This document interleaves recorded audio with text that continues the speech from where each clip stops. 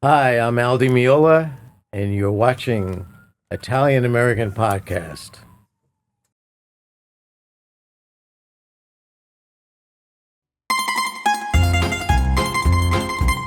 Would you believe McCartney? That's Would you believe Paul unbelievable. McCartney? I That's dropped crazy. my spoon in my soup and tears because I always wanted to meet Paul McCartney. Yeah. Now he's my next door neighbor in the middle of making Wow. a Beatle tribute record. And what was the chance of that? I mean, the odds are astronomical. What was the chance of it? Yeah, it's crazy. Right? Had to be. So I put in the GPS. I go out there. He's there in his driveway, Oh my God. connecting my driveway to his like that, touching. And I go, this is surreal beyond belief. He was with his wife and some Yeah. friends in the driveway. And I got to meet him. Wow. Nice guy, no bodyguards, no gate, Yeah. just regular guy. And I didn't tell him who I was. I figured that if he didn't know, I would be just a little bit embarrassed. So I kept it, you know, I just told him what I was doing and everything. And he goes, oh, did you buy the house? I said, no, I'm renting, and okay, we kept it, Yes. I told him how much I admire him and all that stuff. A year later, the record's done. I rent the house again, the end of August. He's always there. August. This time I'm with Stephanie, who we're not married yet. I don't know if we were dating or fiance. Anyway, she came up with the idea of me writing him a 2-paragraph little note of what the Beatles meant to me, what he meant to me growing up. It's a great idea. So I'm on that porch. I'm watching him pull him out of his driveway, and I said, "Look at this! I'm writing him a little love letter." She goes, "Now put it into the CD." And the next time he comes into the driveway with his brown Rolls Royce or whatever, go down there and give it to him. He pulls in. She goes, "Now, go down there." I said, "Oh no, I can't." She goes, "Give me that thing." She grabs it. She runs over there. Gosh. And I swear to God, I was so impressed that she would do that for me. I said, I'm married. That's our story. Love it. It really meant a lot to me. I'm not sure if you ever got to hear it, because you can imagine how many people. Right. Give him it. But an we albums. did see him out in the Hamptons last summer. Now, this is like 12 years later. 12 years later, we saw Sirius XM, FM, whatever it's called, XM. Hosted a Metallica channel. So it was a big party out in Amagansett, which is the town where McCartney has the house and where I rented the house. At this time, I didn't have the house because it was already sold. So we were in a different house. So my daughter over here knew a couple of guys from the crew somehow and came back to the house, and I was sleeping. She goes, "Dad, you get about it. Metallica's playing, and like, we gotta go. We were on the VIP list. They want to know if you're coming. If you're coming, we get the VIP." I said, "Metallica? Okay, okay, all right. I'll go. All right, what the hell?" So we go in there. We're standing in the VIP part of the tent, and McCartney walks in. I said, "Holy jeez, McCartney had a Metallica concert." So he sees me, and he goes, "Hey, you like, Yeah. wow." And I stood with him the whole Wow. show. Now, I didn't plan on staying past the first song. Right. I said, "There's no way he's gonna leave after the first song. It's like beyond loud, beyond loud." He stayed for the whole damn show. Wow. I said, if he doesn't leave, I'm not leaving. Right. You can't. If he leaves, I'm leaving. But he stayed. And I'm going, "God, please leave after the No, he stayed. He took his phone out. He's filming them and everything. I was like, "You got to be kidding me. That's This amazing. is the greatest songwriter in the world." And he's like a fan. impressed Yeah. with. So we went to the private party after, and the guys in Metallica, guitar player and the bass player, huge fans, and we had a great, Oh, that's awesome. really a great time. And Yeah. I met Paul McCartney once, 12 years ago or so. very social, right? I was at the Bemelman's Bar at the Carlisle Hotel to hear a friend of mine, Tony DeSayer. He's a singer, songwriter, piano player, super talented. And I'm sitting at the table, kind of next to the door, and the table next to me in the corner had just gotten up. So the door opens, and I saw the profile. I was like, oh no. And he turned around, I was like, oh my God. So I elbowed my friend, and I was like, and I started sweating. And then he motioned to the maitre d' to clear the table, and he slid in next to me in the banquette. My heart was pounding. I was sweating like a farm animal. I'm like, I am sitting next to Paul McCartney. And so I said to my friend, before he leaves or I leave, I have to say something. So eventually, it's between songs. It's his current wife. They were just dating at the time. She got up to go to the bathroom, and my friend said, no. So I turned and I said, She's a Jersey girl, by the way. Nancy, yeah. Yes. So I said, I don't want to interrupt your evening. I just have to tell you what an honor it is to be sharing this bench with you. I said, well, thank you. And I said, from the time I was 6 years old, I couldn't fall asleep at night unless I had a Beatles tape in my tape player. My dad really brought me up right. And he said, well, thank your dad. No, congratulate your dad for me. I said, I will, but I have to tell you, he's going to be pretty jealous. And that was it. But for the rest of the evening, the cool thing was, my friend Tony was playing and singing, and Paul would be improvising these melodies and harmonies and counterpoints. And I'm like, I'm hearing original Paul McCartney material that nobody else in the world is ever going to hear, just because I happened to be sitting next to him. So it was amazing. I'm sure. So I do admit, when he got up after the set, and he was very complimentary to my friend, but I did lean over and kiss the bench. So I had a little Paul McCartney DNA. Yeah, he he's very social to a point. Yeah. You know what I mean? Like, if you should never, like, a guy like that say, hey, do you mind stepping out of your car and posing with for a picture? I had a friend that way. I can't believe he did this. And I told him, I said, this was the second time when Stephanie was with me, and I knew my friend was a big fan of the Beatles, like huge. He's an aficionado. He knows everything about the Beatles, more than I do, and I know a lot. And I said, please, don't run up to him and ask for his picture and all of that kind of stuff. He's gonna, like, so what does he do? We run down there, and he's talking to us and everything, and then he takes it the next step further, and he says, hey, you mind if you step out of the car and we take a picture together? And Paul goes, gotta go. Yep. He took off. I said, why did you, what the hell's wrong with you? I told you not to do that. What's the matter with you? Yeah, right. As soon as I finished talking to him, I could feel the eyes of the room on me, because everybody knew he was there, and I'd kind of broken the ice. Somebody came over and asked for a picture, and he very respectfully said, I don't do that in this type of setting. No, he doesn't. No, and I was just happy to talk to him. I just share a moment with him and kiss the bench after he got up. You have to. You just gotta know. You kind of can feel it out, and especially out in the Hamptons, there's no paparazzi, so you really gotta be cool. You gotta be respectful. There's no paparazzi out there, so a little different. But in the city, once you start doing that and other people see it, then it's the floodgates open, and it's a big mess. But he is a great guy, and he made this life for a lot of us so much better. Yeah, just unbelievable. So much better. The songs we play every day. Now, I know it's hard, because my husband and I play this game all the time. Now, I know it's probably hard to come up with your favorite Beatles song, but can you give me top 5? Well, John's coming into the picture a lot on this, because I love Strawberry Fields. Yeah. I love I Am the Walrus. I love In My Life. Those are all John. But Paul's songs are great. I mean, my God, Here, There, and Everywhere. Michelle. It goes on and on and on. The Long and Winding Road. I mean, you're talking about hundreds of phenomenal songs. Yeah, it's really, really hard to. Hundreds. Yeah. Of great songs. And their harmonies are so unique. They're not the harmonies you learn in school. Those voices blended.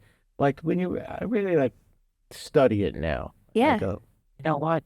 I didn't realize how great they were at the time. They had no idea. I am also fortunate. There is a high power, because I got awarded a Lifetime Achievement Award at the BBC. Wow. You know who gave it to me? George Martin. Wow. I got to sit with, I mean, to me, it was like, oh That's- my God, George Martin. Wow.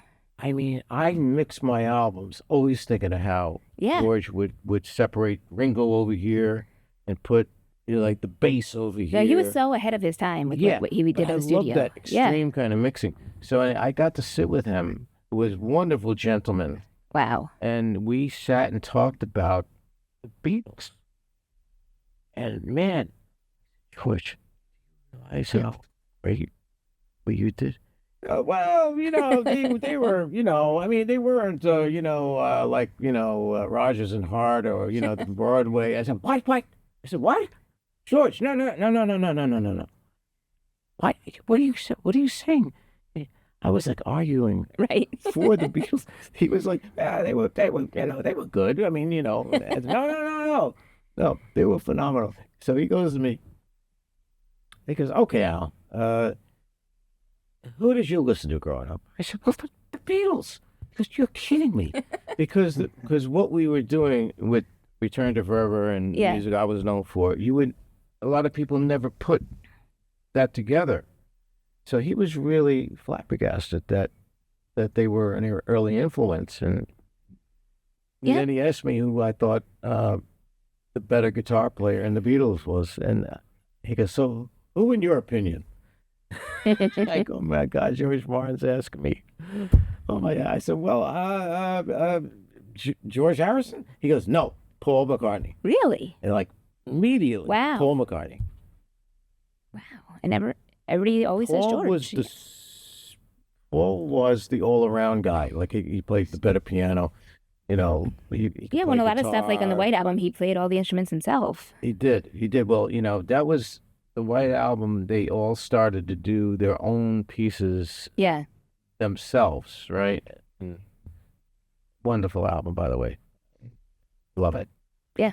How about the song "I Will"? That's a Paul song. I love that. I love how Martha, my dear. And I love it too. If you listen closely, you can hear him singing along with the bass line. Yeah. How about Blackbird?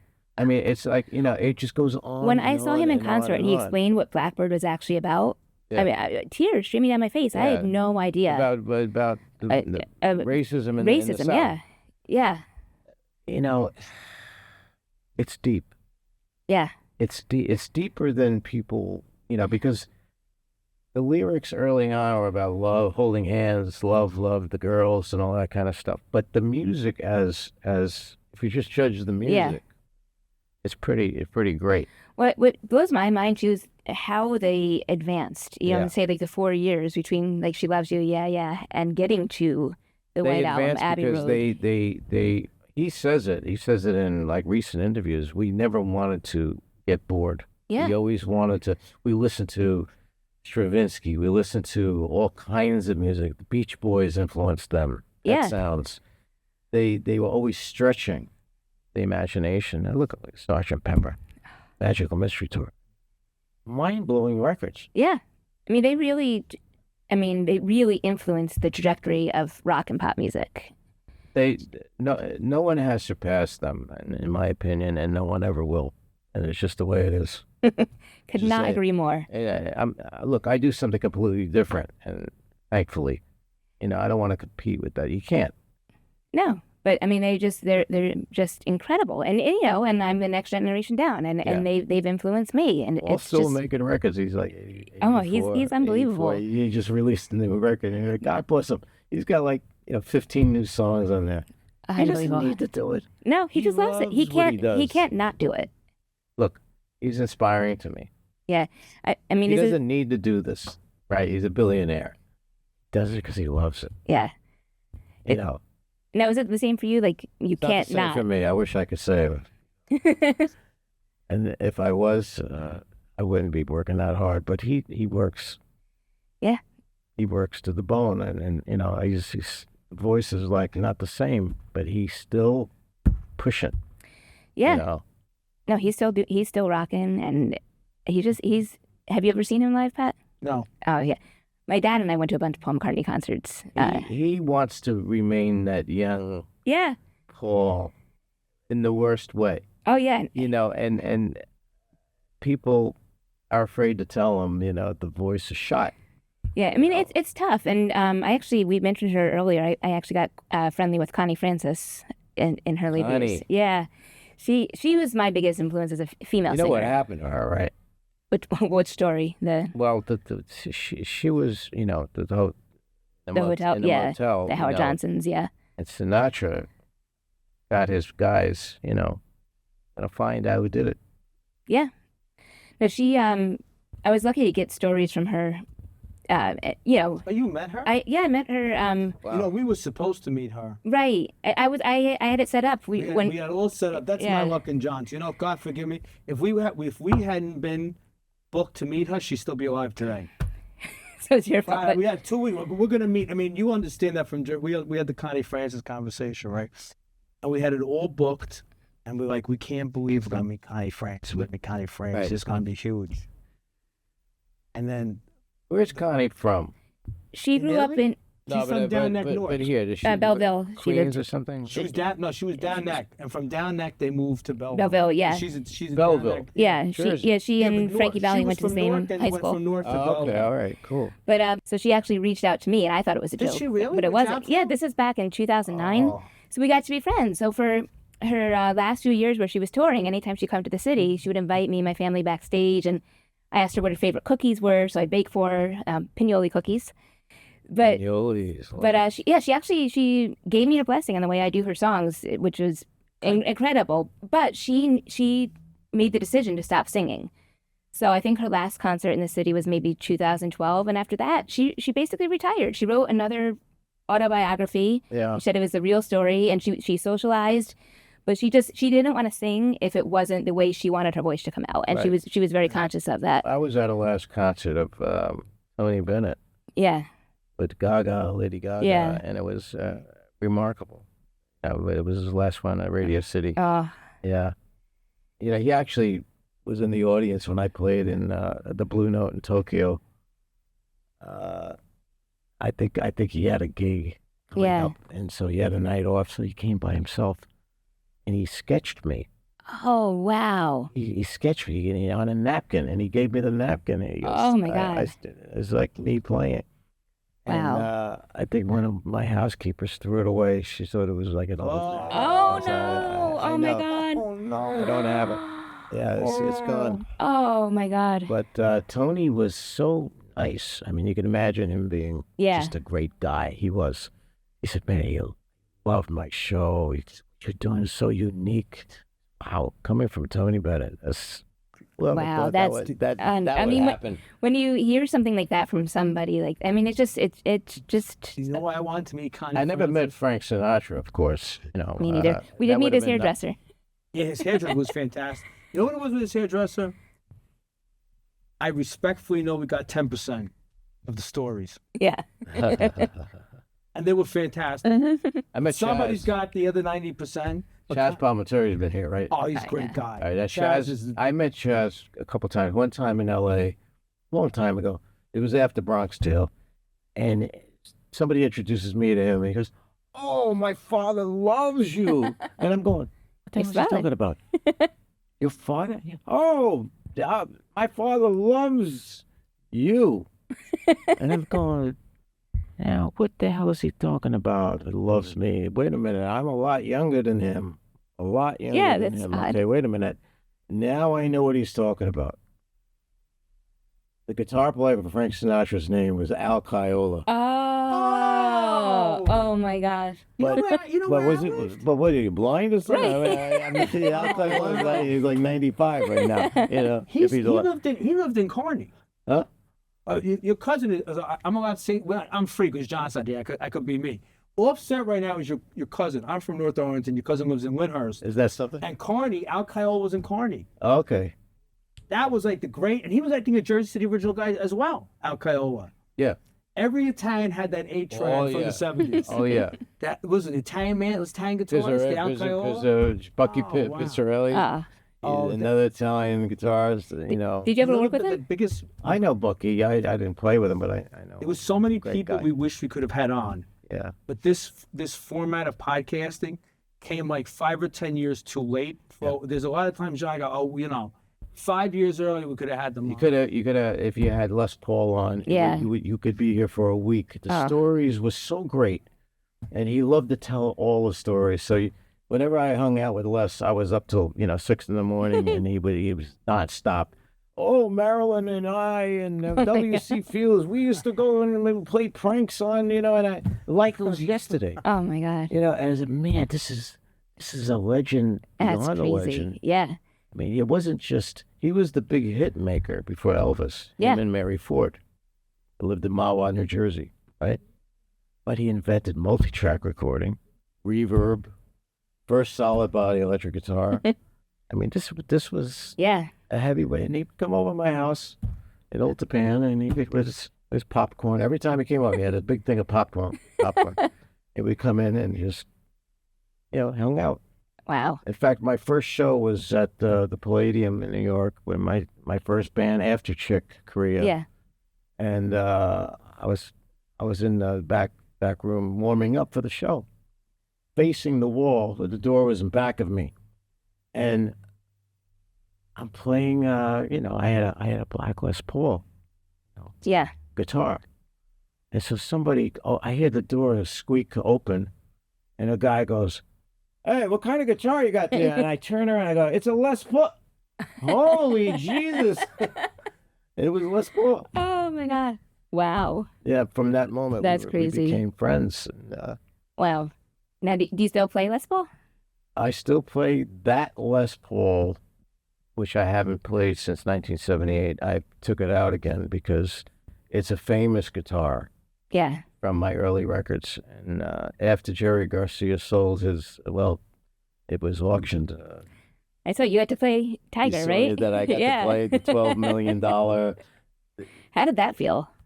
Well, it was a really great publicity Yeah, of course. thing to do, right? But Stephanie set that up.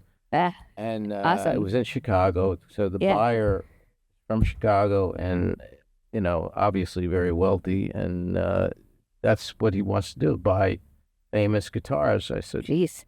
we went to dinner with him after. And if next day was off, I went to his showroom, and he had famous guitars from, man, the one that blew me away was Dickie Betts' guitar, because I was at that show at the Fillmore East, Yeah. right over here. Wow. I used to go to the Fillmore 2-3 times a week, and I was at that show live at the Fillmore East. Wow. And that was the guitar I heard that night that I got to play in Chicago, and I was so thrilled. That's crazy. Yeah. I mean, the Jerry guitar too, but this one, I said, how much did you pay for? Yeah. He said, I think it was $7 million. I said, Jeez. oh, look at that stuff going. I said, my guitar, pretty famous too. He goes, oh, we're very interested. I said, well, not all the original parts. Oh, we don't care about that. We only care about who played it Wow. and what records it was on. I said, I was kicking my wife. I said, no, we'll see what happens. Wow. So, is this guy, does he play or does he just collect? Huh? Does he play guitars or I don't know. does the collector? Jeez. No, his family owns this giant building. They're in a diamond business, so Somewhat lucrative. I don't think money was an option, but he really was super passionate about collecting guitars of famous people. Do you have any other favorite guitars that you play? What are your favorite guitars to play besides that Les Paul? Well, I play mostly a nylon Spanish-made. Became an Aldi Meola model made in Madrid. Conde Hermanos, the family. Nice. It's pretty nice. I mean, it's beautiful sound. I went more acoustic because of the years of playing electric. Right. And it was, of course, now I'm starting my electric tour again in Las Vegas. 3 days from now. It's 108 degrees out there. Woo. Yeah, and it's an outside show. Oh. Yeah, I know. Oh. What are you gonna do? Gonna soak some like my rags cousin's in gonna, ice he's water. gonna write to me in a few days. Where's your dead ass now? I said, I'm in the desert. Then that's Notice time. with Pesci. Yeah. Now, how the show I ever played was at Festa Italiana in Milwaukee. It was in the middle of It's a July, big crowd. and it was but it was like 110 degrees. In Milwaukee? Yeah. That's unusual. Yeah, it was But it had to be humid. it was so humid because it's right on the lake. And I went to take a big breath to hit a big note, and I saw stars. It's like, oh boy, let me hold on to something here before I pass out. But no, it's rough. It's yeah. Well, But the humidity is a brutal. That I can't handle.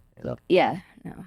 But I would have at least 5 fans on the stage blowing. yeah, the stage manager there actually he would soak washcloths in like a cooler full of ice water and run them out to us on stage so we could pat ourselves down and not overheat too We much. played shows outside at night with the lights really bright in places in Europe or wherever, even in the States. And when you get attacked by the bugs, I mean, I've had moths at the size of like a small Buick, land like right on my face or my arm while I'm playing, and I'm oh God, with a face on it. I saw there's a nose and everything. It's so distracting. And whiskers. Oh. I've had all kinds of things like that. Yeah, people have no idea.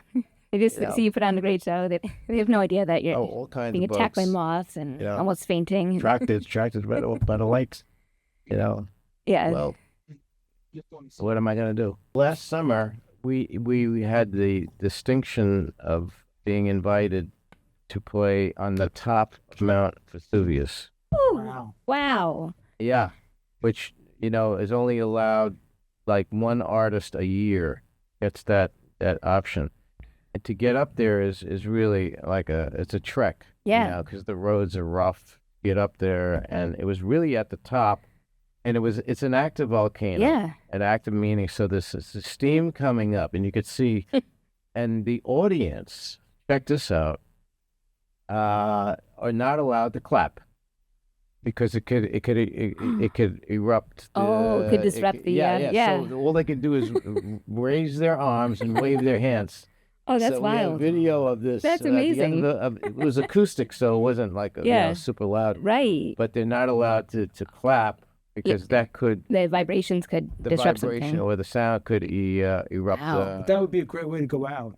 Well, we'd be running down towards Pompeii. The other side was the Pompeii, so we'd be running down the mountain. God. If that ever did. Wow, what a story! Jeez. And you'd hear like, and then we'd be running.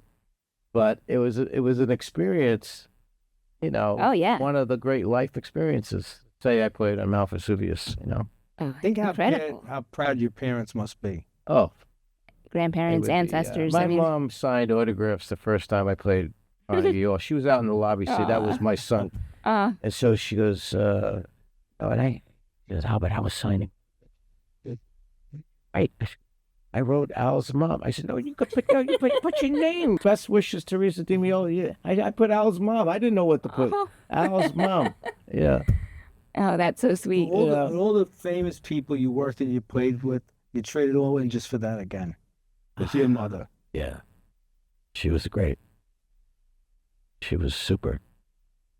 And a mother, an Italian mom from the And South. there's nothing like the They loved mother-son their bond. sons like you can't imagine. We were everything. Yep. And I loved it. My father was a little jealous of that, because the sons were, Yeah. we were the princes, Absolutely. we were the kings, and food was everything. Food was everything, Yeah, I bet your mom was a They good cook. lived for food. All they talked about was food. Yeah.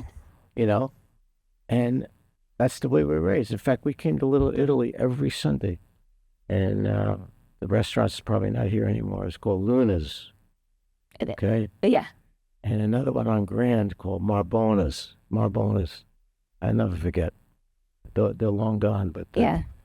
That's That's great memories. The best testament that you're the son of Italian parents. You put an entourage, including a cousin today. Yeah, and my little daughter is out with her cousin, roaming the streets, probably raiding all of the pastry shops.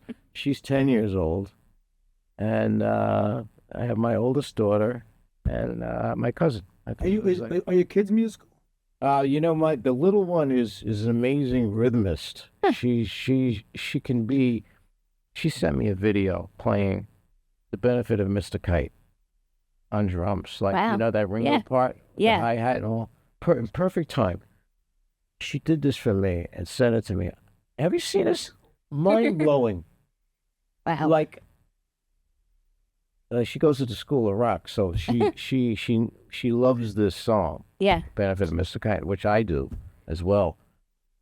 Me And you too. got to see. I'll show you the video later. It's like, oh my God. Anyway, that's the extent of it. Al, I might get in trouble as we close. I would say, should I do this or not? I'm going to tell you a story. All right, I want to make a confession. You cannot. You're a big deal. But what happened was when we started the podcast, it was over Zoom. I never wanted to do this podcast. I fought John, who you met. Yeah. I thought it was the stupidest thing. I didn't understand what it was. So I used to hum at the end the Italian TV, that jingle, da da da da, from the news, da da da da da da da.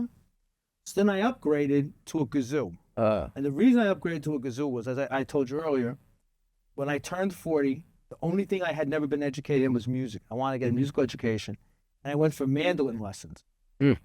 And after 6 lessons, the guy got rid of me. And he said to me, he said to me, listen, I couldn't hear A, B. I didn't know what these notes were. And he got so frustrated. He goes, you're wasting your time and mine. The best thing is you don't come back. That was very devastating. So I adopted the kazoo as the only instrument that I was capable of. Look at that. But I'm very unworthy in your presence to play this kazoo. No, play it. Thank you very much. So it's very much a part of our podcast. So in great humility, I can one day say that I played with you. All right. Al, have you ever played with a kazoo? Have you ever had a kazoo Who's that before? sound like? So do you want to close us out? Because you're sitting in John's seat right now. Oh, quite an honor. Sure. All right. Well, Al, we want to thank you for sharing your time with us and all of your great stories. I feel like we could sit here and talk all day, but we got to wrap up at some point. That's right. So thank you so much, and I hope all of our viewers check out your tour page. I know you're touring this summer, and I'm hoping to see you And we myself. do home events too. Oh, home we events. actually do. Where we invite people to come, and it's part charity as well. For my, one of my causes, the ATA Association. But we do this where they come and usually they're fans, and I cook in front of them. Wow. So we have every kind of antipasti, and I make after that. I make the first course. My wife makes the second course. We have a third course, and then we have every kind of pastry, Italian pastry. And then after that, we go down in my studio, and I give a private, concert. Oh, that's fantastic. And then I invite them if they want to, jam or lesson, whatever. And it's a whole evening. That's very unique. Rather than give lessons over the internet like during the COVID period, I didn't want to do what everybody was doing. I want to do something unique, so we were doing that. And I didn't think we'd even get one, but now we're up to about almost 80 of them. That's amazing. Yeah. All right, and people can go to your website for information on on how to see website. it. Been a true pleasure. Another Jersey boy. Yes. Another Margaret Haig baby. That's right. Share That's with Jersey right. City roots. So as I close this out, I'm very inspired by the two of you. I decided what song I'm going to play. Okay.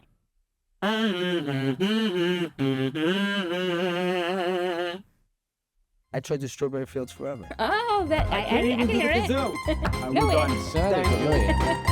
Thank you.